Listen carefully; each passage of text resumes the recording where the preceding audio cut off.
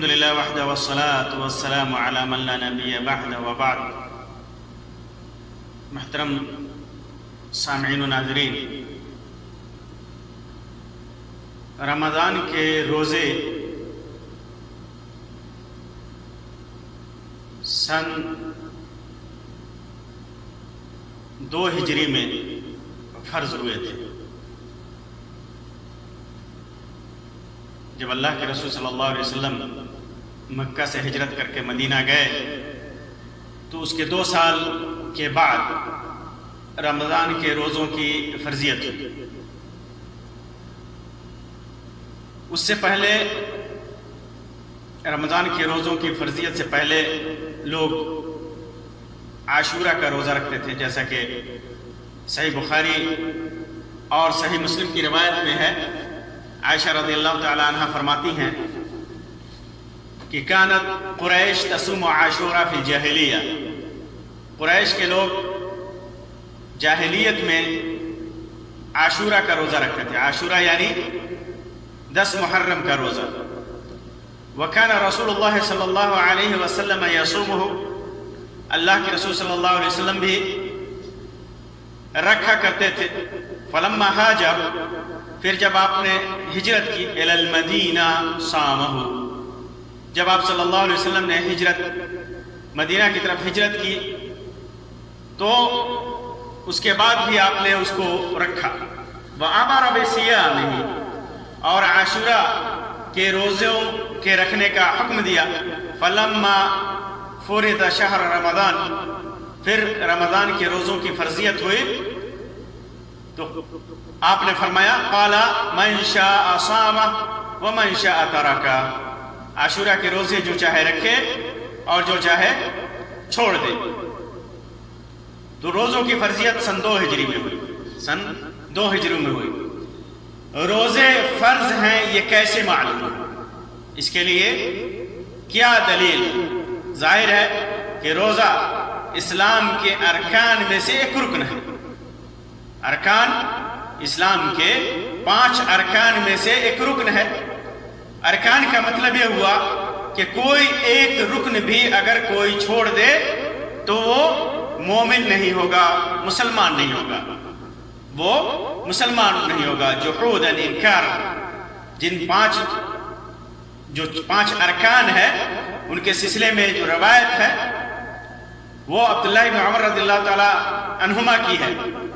صحیح بخاری اور صحیح مسلم کی روایت ہے. فرماتے ہیں کہ اللہ کے رسول صلی اللہ علیہ وسلم نے ارشاد فرمایا بنی الاسلام علی 5، اسلام کی بنیاد 5 چیزوں پر ہے. اسلام کی بنیاد 5 چیزوں پر ہے. شہادت اللہ الہ الا اللہ، پہلی چیز کیا ہے؟ اس بات کی گواہی دینا کہ اللہ کے علاوہ لائق عبادت، لائق پرستش، لائق پوجا کوئی نہیں ہے.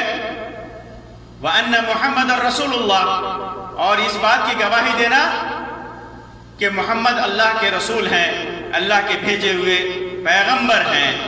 پہلی چیز، پہلی بنیاد اسلام کی.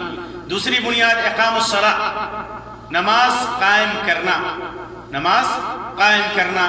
اور تیسری چیز ایتاء الزکاۃ، زکوٰۃ دینا.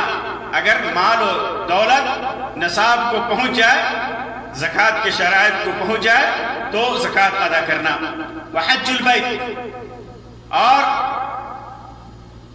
خانہ کعبہ کا حج کرنا. بعض روایتوں میں ہے من استطاع الیہ سبیلا، جو جانے کی طاقت رکھتا ہو، وسعت رکھتا ہو، پیسے کے حساب سے اور صحت کے حساب سے، امن کے حساب سے. وصوم رمضان، اور پانچواں بنیاد اسلام کی رمضان کے روزے ہیں. یہ 5 بنیادیں ہیں اسلام کی، 5 بنیادیں ہیں. ان میں سے کوئی ایک بنیاد بھی کوئی چھوڑ دیتا ہے، کسی ایک کا بھی انکار کرتا ہے تو وہ مسلمان نہیں ہوگا. معلوم کیا ہوا کہ روزے کی فرضیت ویسے ہی ہے جیسے کلمہ کہنے کی فرضیت ہے. بغیر کلمہ کہے، بغیر کلمہ شہادت ادا کیے کوئی انسان مسلمان نہیں ہو سکتا. اسی طرح بغیر روزے کا اقرار کیے روزہ رکھے کوئی آدمی مسلمان نہیں ہو سکتا. جس نے روزوں کا انکار کیا وہ اسلام سے خارج ہو گیا۔ اسی طرح نماز ہے، حج ہے اور زکوٰۃ ہے، اس کے بغیر آدمی اسلام میں داخل نہیں ہو سکتا۔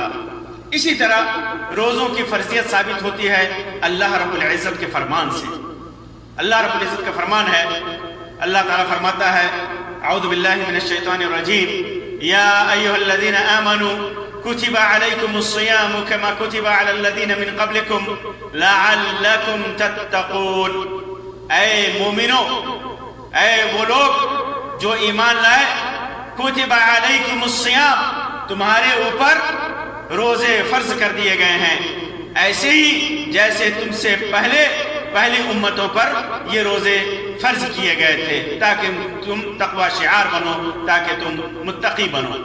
پھر اس کے بعد ایک اور آیت میں اللہ تبارک و تعالیٰ نے فرمایا فَمَنْ شَهِدَ مِنْكُمُ الشَّهْرَ فَلْيَصُمْهُ، جو اس مہینے کو پالے، رمضان کے مہینے کو پالے تو اسے روزہ رکھنا چاہیے، وہ روزہ رکھے۔ فَلْيَصُمْهُ، یہ امر کا صیغہ ہے، یہ امر کا صیغہ ہے۔ تو ان روایتوں سے اور ان آیتوں سے معلوم ہوا کہ روزہ فرض ہے، روزہ فرض ہے۔ فرض ہونے کا مطلب یہ دین کا ایک رکن ہے، اور ایک ایسا رکن ہے کہ جس کا انکار کرنے والا کافر ہوتا ہے، کافر ہوتا ہے۔ تو یہ روزے کی فرضیت ہے۔ اللہ تبارک و تعالیٰ سے دعا ہے کہ اللہ تبارک و تعالیٰ ہمیں مکمل طریقے سے صاحب ایمان بنائیں، اللہ تبارک و تعالیٰ دین پر مکمل طریقے سے عمل کرنے والا بنائے اور ہمارے اعمال کو قبول فرمائے۔ آمین یا رب العالمین۔ وآخر دعوانا ان الحمد للہ رب العالمین وصلی اللہ علی خیر خلقہ وسلم، والسلام علیکم ورحمۃ اللہ وبرکاتہ۔